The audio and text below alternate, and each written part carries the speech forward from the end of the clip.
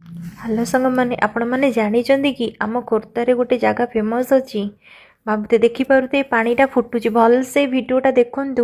ପାଣିଟା ଫୁଟୁଛି, ପାଣି ଭିତରେ ଏ ଯେଉଁ ଚକ୍ ମାରୁଛି ସେଟା କେବେ ବି କାଚ ବୋଲି ଭାବନ୍ତୁ ନାହିଁ। ସେଟା ସବୁ କଏନ୍ ପଇସା। ଯେଉଁମାନେ ସବୁ ମାନସିକ କରିଥାନ୍ତି ଏଇଠି ନାଲିର ଢାଗା ବାନ୍ଧିକି ପଇସା କଏନ୍ ପଇସାକୁ ମୁଣ୍ଡିଆ ମାରିକି ପକାନ୍ତି। ଆଉ ଚର୍ମ ରୋଗଠୁ ଧରିକି ଯେତେ ପ୍ରକାର ରୋଗ ବୈରାଗ ଥାଏ ନା, ଏଇ ପାଣିରେ ଗାଧେଇଲେ ସେ ରୋଗ ହିଁ ଭଲ ହେଇଯାଇଥାଏ।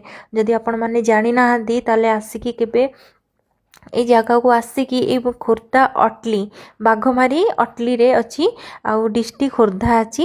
ଆପଣମାନେ ଆସିକି ନିହାତି ବୁଲିକି ଯାଆନ୍ତୁ, ଜାଣିପାରିବେ ମୁଁ ସତ କହୁଛି କି ମିଛ କହୁଛି। ଆଉ ଯେତେ ପ୍ରକାର ରୋଗ ଥାଏ ନା, ଏଇ ପାଣିରେ ଗାଧେଇଲେ ରୋଗ ଭଲ ହେଇଯାଇଥାଏ।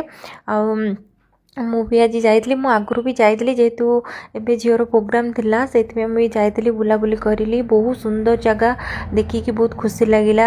ମକର ସଂକ୍ରାନ୍ତିରେ ଏଇଠି ସବୁଠୁ ବଢ଼ିଆ ଯାତ୍ରା ହୁଏ।